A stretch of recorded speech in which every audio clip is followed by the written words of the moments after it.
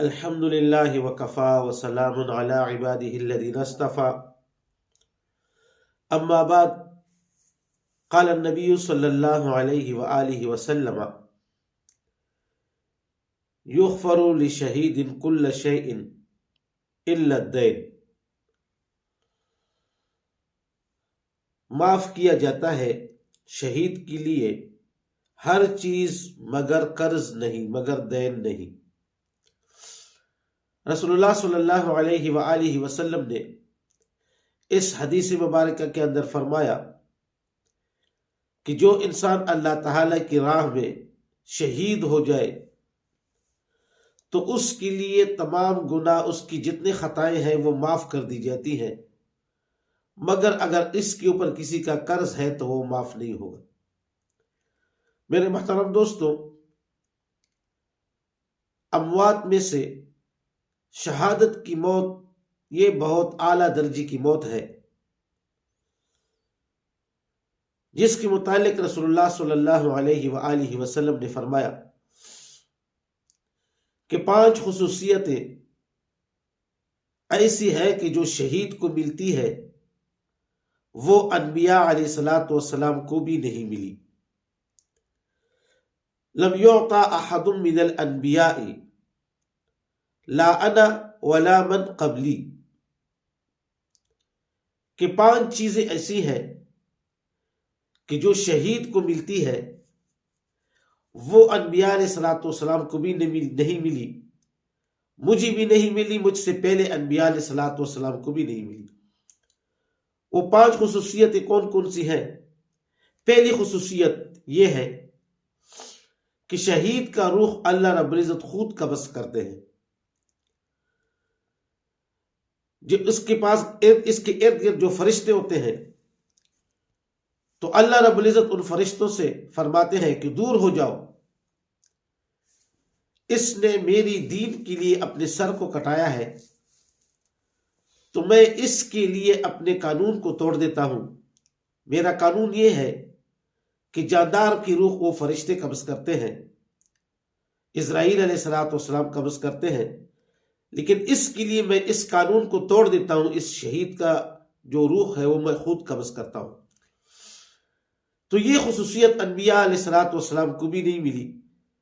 تمام انبیاء کی روح سمیت جناب محمد رسول اللہ صلی اللہ علیہ وآلہ وسلم کے حضرت اسرائیل علیہ الصلوۃ والسلام نے قبض کی ہے، لیکن شہید کا روح اللہ رب العزت خود قبض کرتے ہیں۔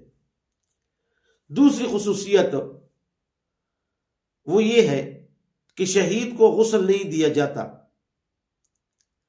اس لیے کہ شہید کا جو خون ہے یہ جنت کی حوروں کی حسن کا خال ہے، اس لیے اس کو غسل نہیں دیا جاتا۔ یہ خصوصیت شہید کو ملی ہے، انبیاء علیہ الصلوۃ والسلام کو بھی نہیں ملی، چونکہ انبیاء علیہ الصلوۃ والسلام کو بھی غسل دیا جاتا ہے۔ تیسری خصوصیت یہ ہے کہ شہید کو کفن نہیں پہنایا جاتا، کہ اللہ رب العزت فرماتے ہیں اس لیے اس کو کفن نہیں پہنایا جاتا کہ کل یہ قیامت کے دن اللہ تعالیٰ کی دربار میں اسی خون آلود کپڑوں کے ساتھ جو ہے نا اللہ تعالیٰ کی دربار میں کھڑا ہو۔ یہ خصوصیت شہید کو ملا ہے، باقی انبیاء علیہ الصلوۃ والسلام کو بھی کفن پہنایا جاتا ہے۔ چوتھی خصوصیت یہ ہے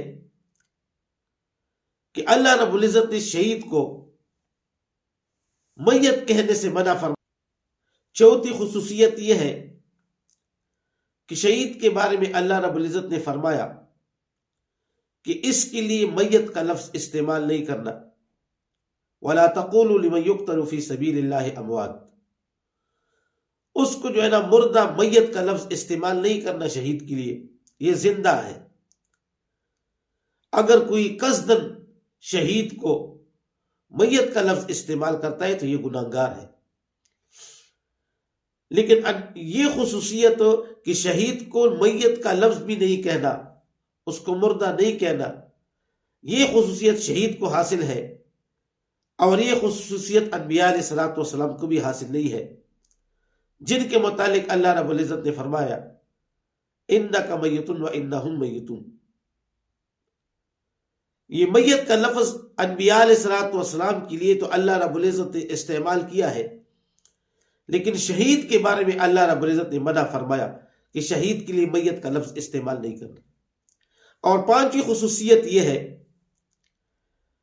کہ جناب محمد رسول اللہ صلی اللہ علیہ وآلہ وسلم کی جو سفارش ہوگی، جو شفاعت کبریٰ ہے، وہ قیامت کی دن ہوگی، لیکن شہید کی سفارش وہ قبر سے شروع ہو جاتی ہے. جب یہ قبر میں چلا جاتا ہے تو اس کی سفارش شروع ہو جاتی ہے عالم برزخ سے. تو میرے محترم دوستو، یہ پانچ خصوصیتیں انبیاء کو بھی نہیں ملی، یہ شہید کو ملی ہے. اتنا عظیم مرتبے کا موت ہے، لیکن اس کے متعلق میں رسول اللہ صلی اللہ علیہ وآلہ وسلم نے فرمایا کہ تمام گناہ تو شہید کے لیے معاف ہوں گے، لیکن اگر کسی کا قرض ہے تو قرض شہید کے لیے بھی معاف نہیں ہوگا. اس لیے یہ حقوق العباد ہے، تو لہٰذا اس کا بہت خیال رکھنا ہے کہ کسی کا قرض نہ ہو اور کسی کا جو ہے نا مال نہ زبردستی نہ لیا ہو. تو لہٰذا یہ حقوق العباد ہے، اور حقوق العباد اللہ رب العزت معاف نہیں کرتا. اپنے حقوق معاف کر دیتے ہیں، حقوق اللہ معاف کر دیتے ہیں، لیکن حقوق العباد معاف نہیں کرتا. اس لیے اس بات کا خیال رکھنا چاہیے